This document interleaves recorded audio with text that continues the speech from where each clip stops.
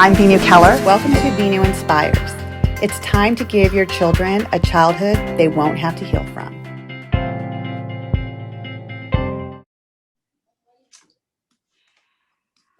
Okay, good evening, and thank you for joining me with my webinar, Take Your Family from Chaos to Peaceful in 3 Easy Steps. And I say easy because you will see what I teach you will definitely be easy.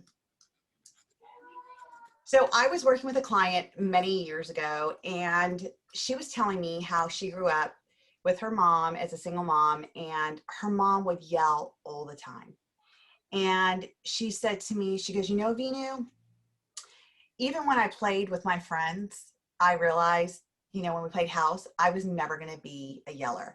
Like, I realized that in that moment with my mom yelling at me, that, you know, was I not good enough? Like, could she not just talk to me? Why did she always have to yell at me? She was stressed all the time, you know, because she was a single mom working.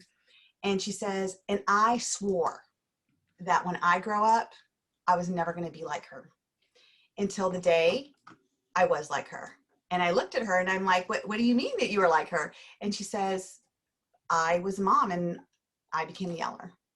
I would yell at my boys to do the chores. I would yell at my boys, you know, to get their shower done. I would yell at my boys to, you know, get in the car. We're going to school. We're going to be late.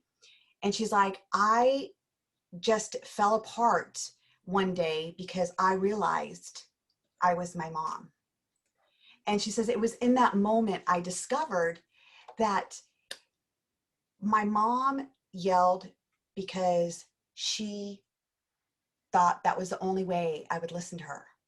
And I realized that was me too. And here this mom is just crying, right? She's feeling all this guilt because that's what she did. She yelled at her boys. And she says, I was in such an illusion that I had a great relationship with my boys. And she says, but you know, Venu, I didn't. Here I thought my boys respected me because they got their chores done. They were up on time. They, you know, they did what they needed to do. They were never disrespectful to me. And I'm thinking, oh, I have a great relationship with my boys. And then she looked at me and she says, but then I realized my kids didn't respect me. I didn't have this great relationship. My boys were scared of me. So, you know, as we go through parenting, you know, how many of us feel as parents that we're doing it all wrong? You know, can you imagine, like, you're doing things all the time and you're like, am I doing this right? Am I doing this right? Am I going to screw them up? And as parents, you know what? We're doing the best that we can. We, you know, we do what we know and we do what we've learned. This is all stuff that we've learned as we grew up, how our parents parented us.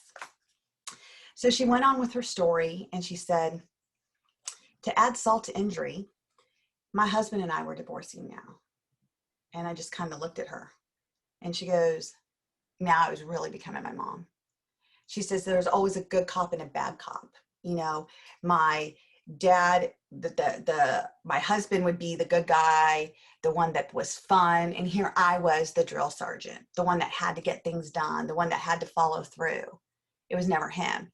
And we just realized that, you know, we needed to divorce. See, our parenting is a key factor in the way that we feel we're enough. We use our parenting as a measurement tool. So if you can only imagine how this mom was feeling, all the guilt, all the remorse. So of course I asked her, I said, you know, what is it that you need? And she said, I need to know that my kids feel like they're enough. I need them to know that I love them. I need them to know that we have a great relationship. And I said, so what happened? You know, what changed it all for you? She says, I spent years working on me, you know, building new connections with her kids. She went from yelling to talking to them. And she says, you know, years later, she still feels that if you ask them, they're like, oh, my mom always used to yell. And then she said to me, you know, what's great is that learning the tools that you teach made such a difference, because the biggest compliment I get is from my older kids now, because now she's been married, she has more kids, and she used these tools. And I said, well, what's the biggest compliment? And she says, well, my older kids come home and they visit and they look at me and they say, you raised these kids so differently than you raised us. And I say, with a huge smile on my face, yes, I do. Because I was my first client. This was me. This was who I used to be, with the stress, with work, with everything, with what I grew up with that I thought was right in order to have that connection. I was actually breaking my kids down, making them scared of me, not respecting me, not having that close relationship I wanted so dearly with them, until I learned the steps that I'm going to be teaching you guys tonight.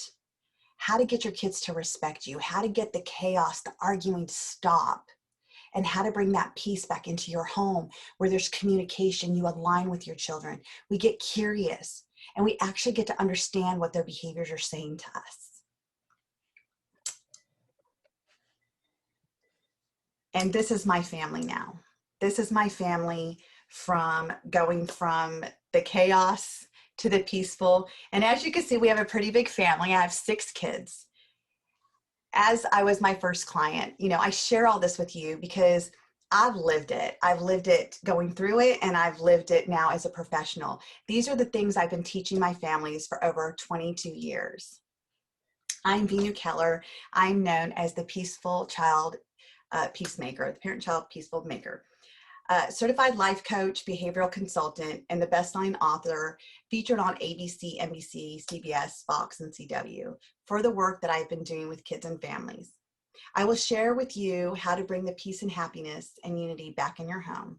As we go through these strategies this evening, I would invite you guys to get a notebook, get your pen and paper out, something that you can write with, because you're going to want to take down these golden nuggets that I'm going to give you tonight. When I say this is like no other webinar, I say that because I'm going to teach you these skills. And if you follow through with them, you can actually get results tonight, tomorrow, when you start to take full action.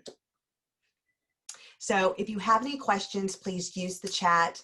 My friend Almi is going to be helping me moderate the chat to make sure that I'm not missing anything. So as we go through, please put any questions in the chat and I will be happy to answer them.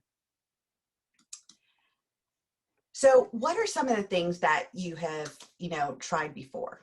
When I would ask my clients, my coaching program, I had never, when I built it, I never wanted to be the 911 program. And yet it kind of turned into that.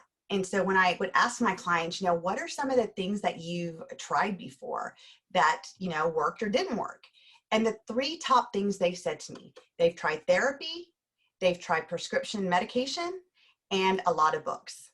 And although, people say, well, it doesn't really cost that much to do therapy because we have insurance. But I would invite you to think about that. How much time did you take off work? What were the results you actually got? And how much of the copays? Not only that, how long do people stay in therapies? Some of the clients I got said that they were in there for 5 years of therapy, but their kids' behavior didn't change. There were still struggles between their relationships at home, between the mother and the father. And not only was one child going through the behaviors, the other child, the second child, was going through behaviors, and sometimes the third child was going through behaviors. So in that moment, you can see what you were learning, or lack thereof, still was not working because you were still left with the behaviors. Some parents even said medication. How much time and money, are we investing in the, in pharma, right? They're a huge industry right now. This child has ADHD, let's put him on meds. This child has autism, let's put him on meds. This child's depressed, let's put him on meds. And all of a sudden we have a plethora of medication that's going out, but yet are we just putting Band-Aids over it? Just putting Band-Aids over the problem. And I believe, and what you'll see tonight, is if you get to the cause and stop putting Band-Aids over it, you will be able to eliminate these behaviors that you don't want to see, because the behaviors are really just the effect of what that child's really going through. And then there's the books. How many of us have books? I have books galore sitting on my shelf. I actually call it my shelf help. Again, time in reading the books. And books are great because they do give you a lot of information, but the books don't tell you necessarily how to implement this. One of the things I say that I've heard, and I don't know how many of you have, best practice. Have any of you guys heard about best practice? Just put in the chat yes or no if you've heard that word, best practice. When I was doing mental health years ago, all I ever heard was best practice. This is the way to do it. This is the way to do it. And to me, best practice didn't work because your family is not like that family, and that family is not like this family. We're not cookie cutters. All of our issues are separate and different. So what is best practice? It's a book that says, this is what works and this is what families need to do. But what happens when it's not working? So we invest all this time and money into therapy, medication, and books, and I'm sure many other things. And what happens when it doesn't work? You're still left with the reason why you reached out for the help in the first place. So I have created this program that is a 6-week course, and I will talk to you about it later. But basically, it's helping families go from getting clarity to, understanding parenting is just behavior, taking off the labels of parenting, understanding what your kid's behavior is saying. How do you get your kids to talk to you? What do boundaries do, and how do they help kids feel safe? And how do you build that roadmap to a peaceful family home? So for tonight, there's 3 things that I want to support you guys in. These are like the 3 easy steps that are part of that program, but I felt that if I could give you 3 golden nuggets tonight that you can actually implement with your family, and I don't care if the child is 2 years old, I don't care if the child is 18 years old. These will work no matter what age they are. You just have to adapt it to that. So we're going to be talking about, how do you align? How do you get your kids to listen to you? How do you understand what the behavior is really saying? Because a behavior is just a way that we communicate. It's a way that we say, hey, our needs aren't getting met, so I'm going to act this way. Kids say, they don't hear what I say, but they definitely see what I do. And that's true. That is very true. And then I'm going to teach you guys how to get curious and not critical. When we start to get curious and get away from critical, telling the kids, oh, you're doing this, you're doing that, and we start to ask questions, they feel safer. They want to come to you. They want to tell you what's going on, because you've now opened that space for them to say, oh, my mom's not going to judge me. My dad's not going to judge me. I actually am going to be able to talk to you and you not tell me that I'm wrong or tell me that that was a bad decision, because you got curious and not critical. So the first thing is alignment. How do you go from upset and disconnect to feeling understood and connected? If there is a constant back and forth arguing, a power struggle, disrespect, you are out of alignment. If your child is not listening to you no matter what you say, you're out of alignment. If you want your child to listen to you, it really has to do with building that rapport with them. What is it going to take for them to know that you hear them and you understand them? They want to know, just like when we're adults and we yell. Why do we yell? Because we're not being heard. We're frustrated. We have an expectation that's not being met. Same thing with kids. So let's talk about, how do you align with your child? Okay. The first thing is when you ask your child to take out the trash. Number one, if you say, can you take out the trash? And they tell you no, you ask them, can you? Be more directive. But before you are, Make sure you have that rapport. If they're playing their video games or they're on their phone and they're scrolling and you tell them something, they're probably not listening to you. You're not in alignment with them. But if you ask them, hey, can you please pause that? And you get their eye contact, be present with them, align with them and say, you know, I know you're in the middle of a game. How long do you think that will be? Okay, great. I need you to take out the trash, please. That would really support me. You watch that child do what you asked because you align with them. They felt heard. They felt respected. Because as much as when you don't have eye contact, it feels like your kid's not respecting you.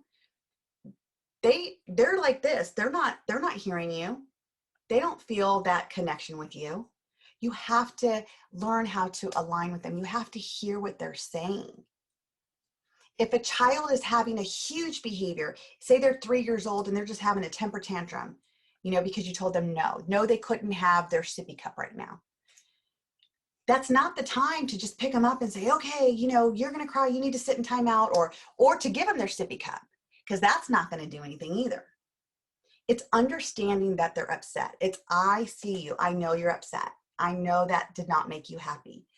Hear them and see them. Align with that behavior. Tell them, say, I get it. I hear you. Okay, well, crying is all done. Now let's use your words. What do you want? You know, if the outcome is to get them to use their words versus the temper tantruming, we first got to align with them.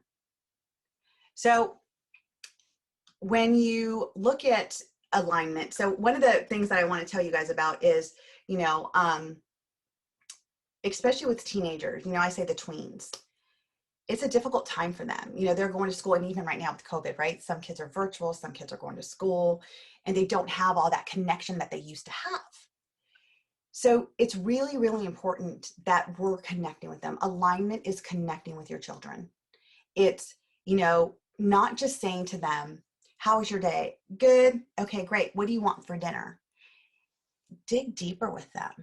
Make eye contact with them. Get rid of the phones. Get rid of any distraction. That's one of the things that I teach in my book, you know, teach your children that they're enough, is be present with them. You know, if we're at work and we're on a meeting and we're telling our kids, okay, don't disturb me because I'm so focused on this, are they worth it? Are they worth our minutes with them, our conversation with them, for us not to be distracted so we can give them the attention? And that's what kids pick up on. I always tell the parents I work with, I'm like, it's not what we tell our kids, it's what our kids see. If we want them to show up being respectful, we need to show up being respectful. We need to role model with them what we want. This is our opportunity to teach them how to align with people. How do you get more rapport with people? It's creating that connection. So I was gonna tell you guys about this one client that I had. Her mom had contacted me. So this is Molly from New York. And her mom had called me in a panic. She said, you know, no matter what I say to my daughter, she's fighting with me. She has all this anxiety. She has no more self-worth. And when I met with Molly, I had a totally different, you know, opinion. I aligned with her. I heard her. I gave her absolute presence. And we started to discuss what was going on. And the first thing that she said to me is, my mom doesn't understand me. She doesn't hear me. It doesn't matter how much I tell her this is what I need. She tells me, no, that's not what you need. And then she'll say, tell me what you need. Why are you so anxious all the time? And then she's like, and then I tell my mom what I need. And then what happens? She doesn't hear me. And then she said, no, that's not what you need. This is what you need. And she's like, you need to see a psychologist. You need to get on medication. And then she starts telling me, oh, you're too skinny, you're too that. And she's like, so of course I'm anxious. So when I taught her mom this one tool about alignment, when you align with your daughter and she feels heard, she will feel open to talk to you more. She'll feel safe with you. It's not about what she's doing right or what she's doing wrong or what she needs. We have to hear what our children really need. See, even as parents, we think that we know, oh, I know what they need. They need this. And we make up the story in our mind of what our kids need. And what we're not doing is aligning with them and asking them, what do they need? And what does that mean to them? What does that look like to them? And so, working with Molly and her mom for a little bit, and Molly was older. She was getting ready to go to college. And, I connected with her not so long ago. And she said to me, she goes, you added so much value into my life during my darkest times. And I will ever be grateful for you, because she just needed to be seen and heard. She just needed that opportunity to be seen and heard. So I would, take this moment and just write down, like, how can you align with your child? What, after hearing me talk, what have you realized that you're not doing? Are you on your phone when you're talking to them? Are you just like, how's your day? Oh, it's good. And then going on. What are different ways that you can align with them?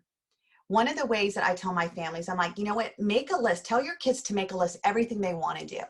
And maybe it's going out and playing hockey. Maybe it's playing basketball. Maybe it's, going shopping to the mall. Maybe it's going to get a facial if your daughter's, older. Whatever it is, give your child an opportunity to share what they like to do and just pick something. Become connected to your child. Build that rapport. Let them know that whether that's something that you want to do or not, you're willing to do that with them because you're doing it with them.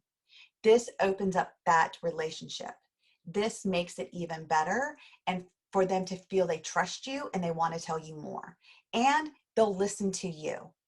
When you're on their level, they'll listen to you. Instead of telling a 5-year-old to go clean up their room when you're standing this tall over them, they're probably not going to listen to you. But if you get on their level and you explain to them, okay, we need to clean up this room. What do we need to do to get this room cleaned up? You might have more opportunity for them to listen to you because you're making that eye contact, you're aligning with them, you're supporting them. So that's really how you align. And when you do, I promise you, you can get your kids to listen to you, to do what you ask of them. So the next thing is behaviors. What are behaviors saying? Like I said before, behaviors are just a reflection of a need that wants to be met. So, if your child is disruptive, controlling, rude, disrespectful, non-compliant, how do we take that and we shift it to being calm, respectful, following what you want them to do? If they get a no, they're not falling out and having a temper tantrum. When I was working with a couple that had a 12-year-old, she had all of these behaviors. And it was to the point where she tried to light the house on fire. And I got called in and I went and I did a home visit, and I was talking to the parents and I was talking to the 12-year-old girl. And she said to me, and she was kind of very rude, right? She was so defensive. And again, I first aligned with her and I just let her know it was safe to talk to me. And she said, no matter what I do, my parents never have time for me. I will ask them to play dominoes with me. No, not right now. I'll ask them to watch a movie with me. No, I'm too busy. We'll do it later. When she's cooking, I'll go in the kitchen and say, can I cook with you? No, you cannot cook with me. Let me just get this done so I can get you your dinner. I got things to do. And I said, interesting. And I said, so how did that make you feel? And she says, well, I never got attention from them. They never really saw me. I said, interesting. She goes, until I came to my room and I punched a hole in that wall. And I looked at the wall and I'm like, yeah, there is a pretty big hole in the wall. And I said, and what did that do? She goes, oh, Miss V, let me tell you. The cops came. My parents were in my room for an hour. All of a sudden, it was all about me. In that moment, she learned that when I act up, I get all the attention. They couldn't take an hour to play dominoes with her. They couldn't take an hour to watch a movie with her. They couldn't take an hour to let her cook with them. But they definitely gave her an hour when she punched a hole in the wall. And she got all the attention she needed. So right then, she learned her formula. If I want time with my family, punch a hole in the wall.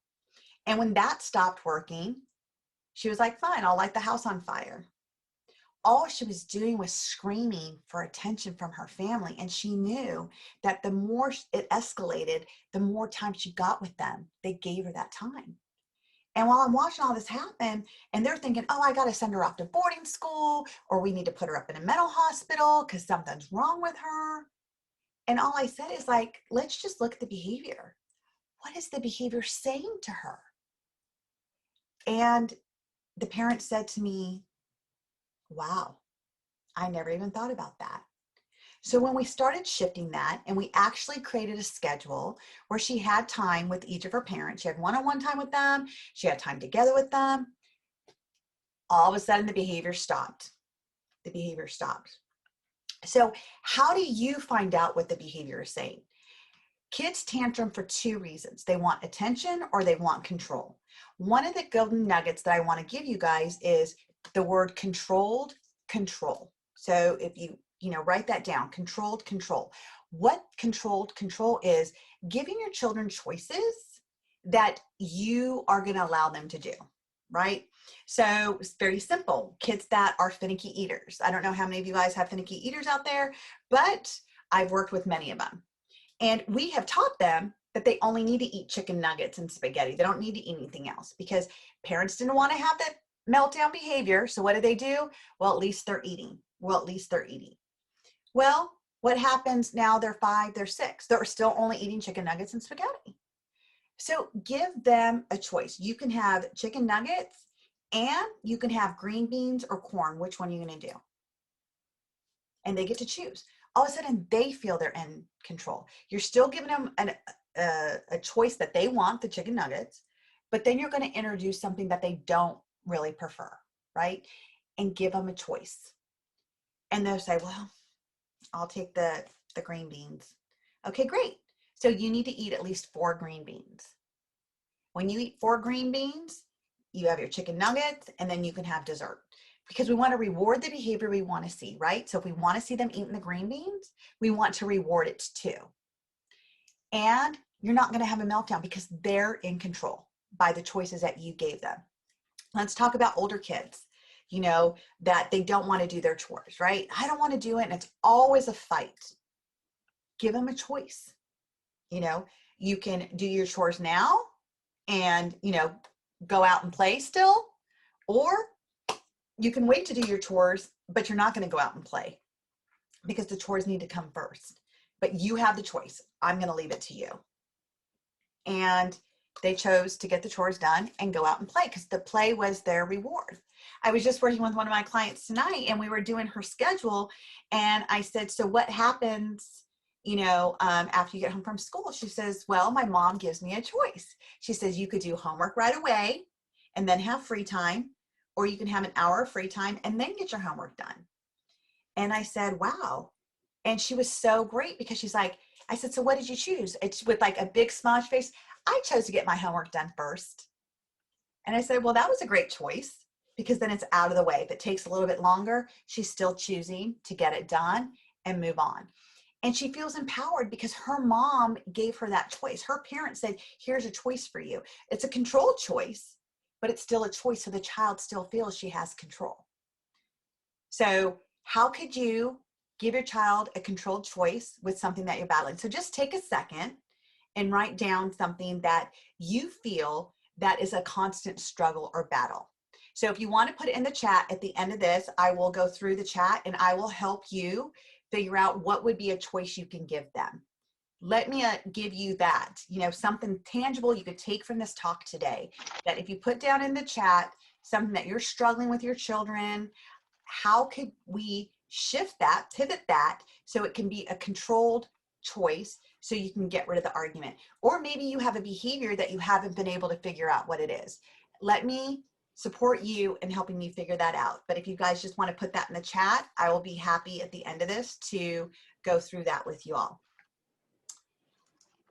So here's a family that I was working with. This is Monica. She is a teacher, and her child actually was on the autism spectrum. And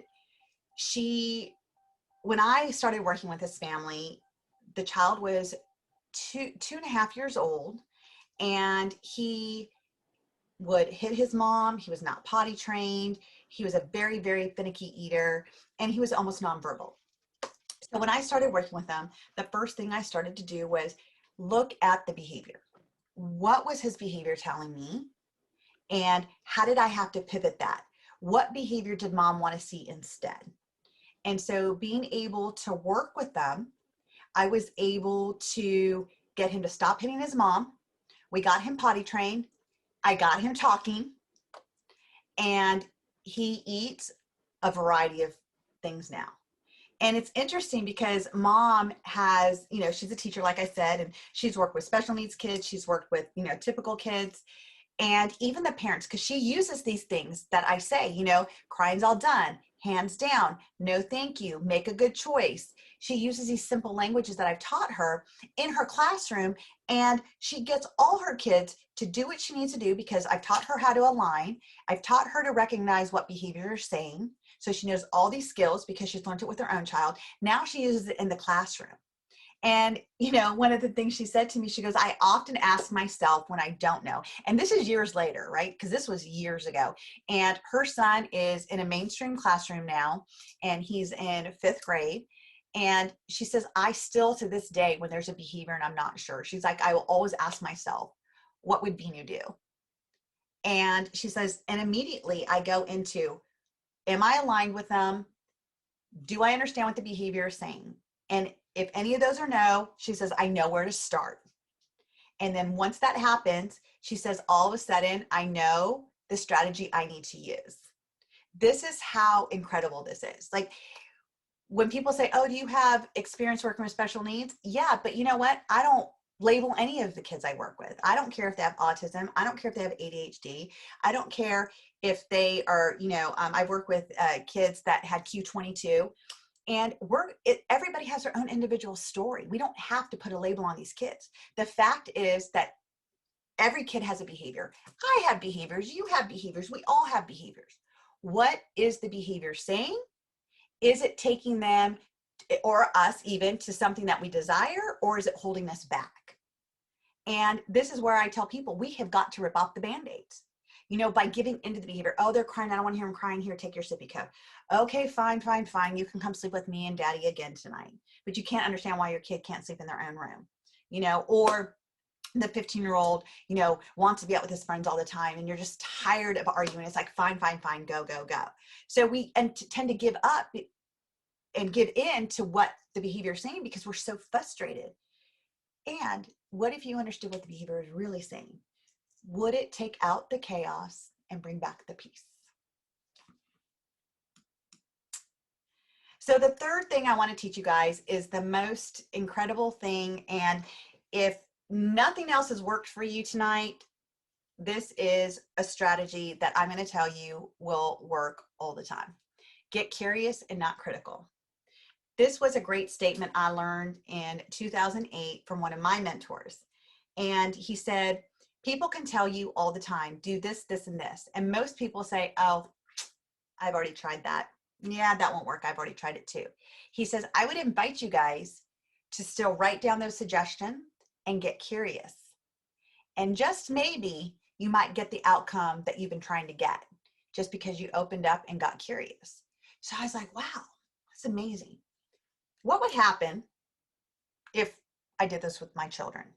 What would happen if I got curious and not critical? And when I say that, think about when your child does something, you get so frustrated, right? Probably because there was an expectation that wasn't met. You come home from work, the chores are supposed to be done before they can go outside. You get home, and this is a true story with one of my clients. She says he never gets his chores done. And at this point, he constantly lies, and I don't know what to do anymore. So I said, okay, great. So explain to me what's going on. So she said, I come home from work. He's supposed to have everything cleaned and before he can go outside. So what happens? She's like, I get home. Nothing, the counters aren't cleaned off. There's crumbs still everywhere. The dishes were just thrown in the dishwasher. And the sink, you could see the smear marks on the sink like took no time. I said, okay. I said, so what did you say? She goes, oh, I called him back and said, do you think this is clean? This isn't clean. Look at this crumbs. Blame. You didn't do this. Look at this. Blame and shame. So I said to her, what if we handled it a different way? What if we got curious instead of critical? So she says, okay, well, what would that look like? So I said, well, let's call him over, call him home. And I asked him, I said, help me understand, what does clean mean to you? And he said, all the food was put away off the counters. I wiped out the sink and I put the dishes in the dishwasher. He was right. He did that. I said, is that it? And he's like, looked around. I mean, imagine he's 15, right? Looks around. He's like, yep, that's it. I said, okay. So when you look at this kitchen, what do you say? He's like, I would say that it's clean.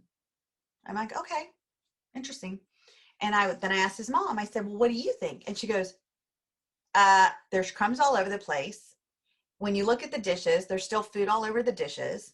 And the sink, all it looks like is someone smeared it around. I said, okay. Have you ever taught him what your standards were? And she's like, what? I said, have you ever taught him? You know, have you ever took time and did it with him and said, this is what clean looks like to me. Tell me what clean looks like to you. When you ask questions, when you investigate, we get curious. Now, all of a sudden, the son's realizing like, oh, okay, so you want me to wipe down the counters. You want me to, not smear the food around in the sink. You want it clean. Oh, you want me to actually scrub food off the dishes before I put them in. And she's like, yeah, that would be great. Okay. And the other thing is, when you want clear communication with them, ask them, tell me what you heard. This also will go back to alignment. It will also align you with them when you say, tell me what you heard, because now you're not leaving any room for them to misunderstand you. So I have kids from 26 all the way down to 8. And I can tell you, it doesn't matter what age they are. For some reason, they always hear something different than what I'm saying. And so now, using these skills, I always say, tell me what you heard. And they need to tell me. They said, what I heard you say is, I need to clean up all the crumbs. I need to make sure the sink is totally wiped out, no streak marks, and I need to scrub the food off the dishes. Yes. And so when we did the skill with them, what happened the next day? The kitchen was clean. No crumbs, no streak marks. She opened up the dishwasher. He actually ran the dishwasher too. Bonus, right? So when you get curious and you ask questions versus telling them what it is that they want or what they should be doing, this opens them up to understanding also their worth, that they're worth their opinion. It's worth them to talk to you because you're actually going to hear them. You're going to take the time to say, what do you think about this? What do you need to do? And here's a bonus for you all to write down. Don't use the question why. Take why out of your vocabulary. So, even as an adult, if somebody said, yeah, the calendar wasn't updated. Does anybody know why the calendar wasn't updated? And if it was your time to update the calendar, what happens is like, I don't know why. I don't know. Like, you all of a sudden get into this, like, I'm in trouble. I need to make an excuse for it. Kids do too. Why are you home late? You knew what your curfew was. Why? It puts them in defensive mode. When your child has an attitude and we hear that attitude, I promise you they're in defensive mode. Total defensive mode. They feel they have to protect themselves. Same thing when you ask the word why. So instead of saying, why did you come home late? It is, look at the time. What time was curfew? 10 o'clock? Okay, great. It must have been a crazy night for you to be late. Yeah. And they just start telling you what happened.